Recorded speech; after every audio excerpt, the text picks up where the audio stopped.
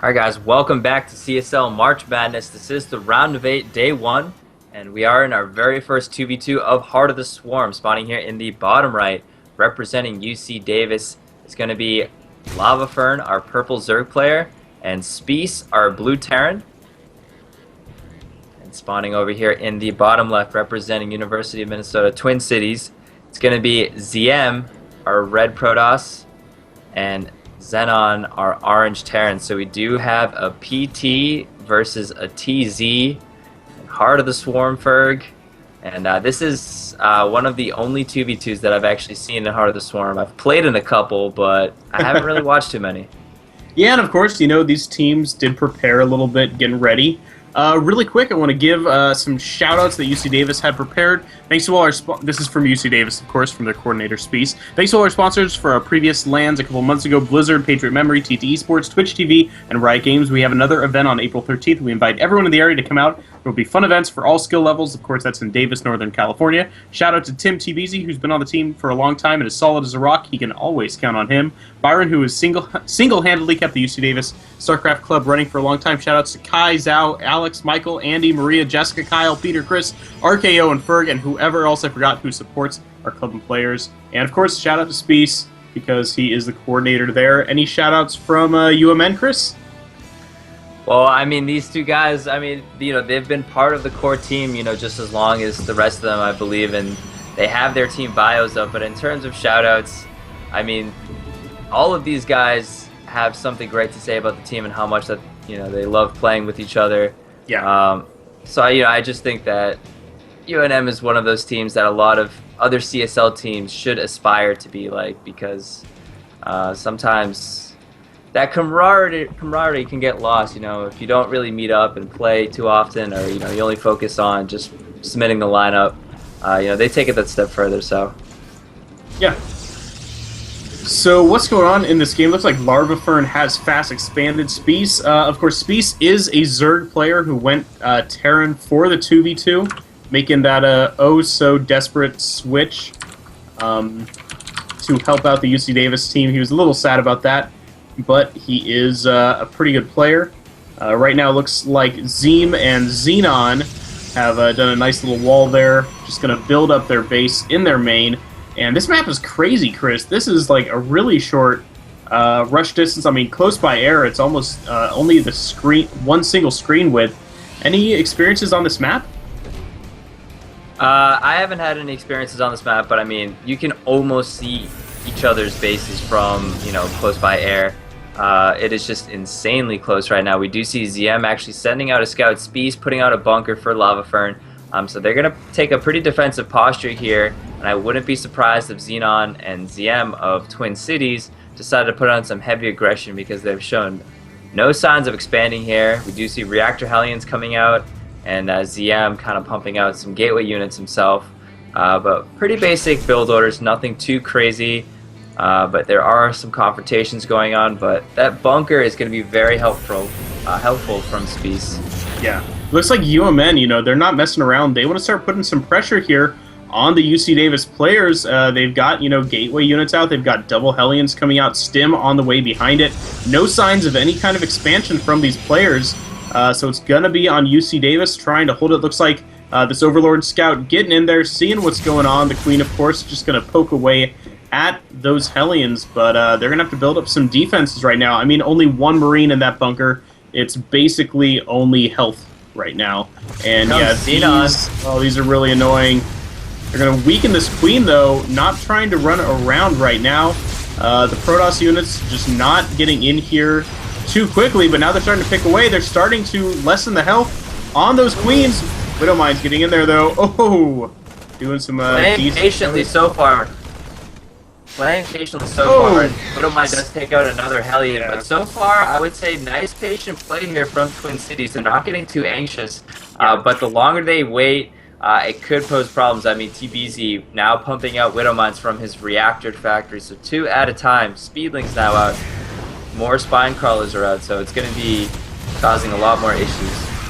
Yeah, it's going to be pretty hard now to push in. I mean, the spine crawler, once it finishes, it'll have 2 Widowmines to support it as well. UMN, though, they're going all in. They are still not expanding right now. Some pretty good map vision from Larvifern's overlords just scouting around. The speedlings, though, getting by the entire army, trying to pick away at that pylon, getting chased away by the Hellions. But right now, they'll be able to just keep these units from attacking, which is really what all they're trying to do. Now the pylon getting surrounded.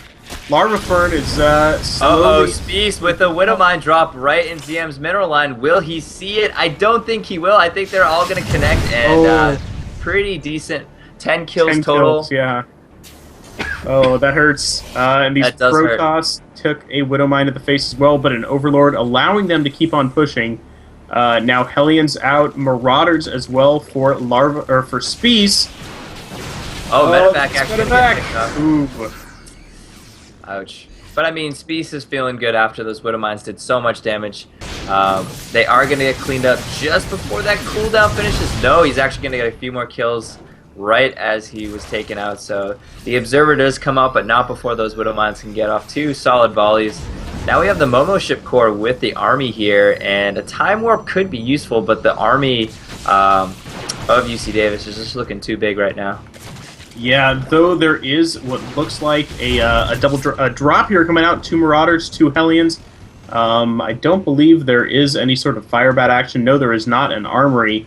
But this could be dangerous. There's almost nothing left at home, and this is a pretty powerful force to be on your only mineral line. Right now there's a couple of Marauders. They're a little bit weakened, but just going to lift off, not able to shoot up at the dropship the Marauders are. A little bit of Yoda there for you. But this is a huge force right now for UMN, and they are not doing anything. They're just letting the UC Davis team max up, and Roaches are going to be very good against these units. It's starting to look not so good. Oh my gosh, and they're just pulling back. They're going to do a big recall right there. Oh wow, he actually used recall. I feel like that wasn't necessary, but if you want to show off, your new fancy Momo Ship Corps, I understand.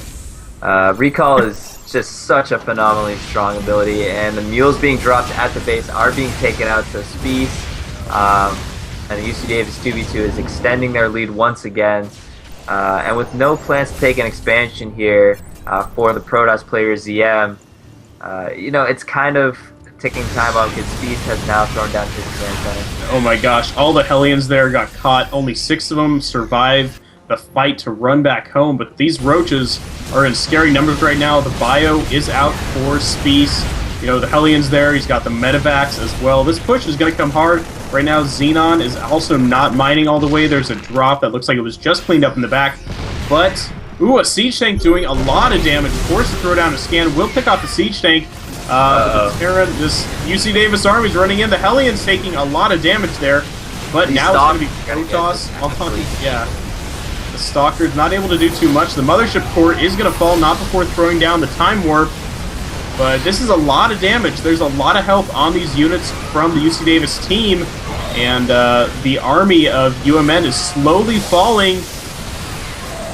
It looks like that's about the last... Oh no, another rally coming in here from Xenon. Cleaning up a lot of these Roaches. The Siege Tank in the back doing a lot of damage. But this orbital command for Xenon will be falling. Yeah, Xenon's not giving up yet. He has a solid amount of reinforcements. He does lift off his CC. He needs to get a repair on that because it is burning. More reinforcements from UC Davis are pouring down. They're going to keep presence outside of this ramp. They don't want Xenon to retake that command center too quickly. ZM has his gateways unpowered at the front here. He is making Immortals, which are going to be very useful. A lot of Roaches and some Marauders in species composition, but ultimately... here comes a medevac drop, and of course he can boost in or boost out, and he's going to choose to boost in here right behind the mineral line. Good reaction speed from ZM here, and it looks like Spees is going to be driven back here. Yeah, a little bit hesitant there with his drop, but he will be getting out safely. All of his units making it out alive. Meanwhile, Spees, being very gutsy, is going to be taking this middle expansion and throwing down a planetary fortress. I really like that decision, especially on this map, of course. You kind of really block off a very strong area for you. Larvifern also spreading a lot of creep in that direction as well, so the UC Davis team making a huge grab for power here in the middle of the map. Yeah, and I mean, it's one that's going to solidify their position to kind of just put the final nail in the coffin on this game, because they are definitely ahead, and as long as they hold on to another mining base, I mean, this position too is just so nice. The PF right in the middle, the creep spreading.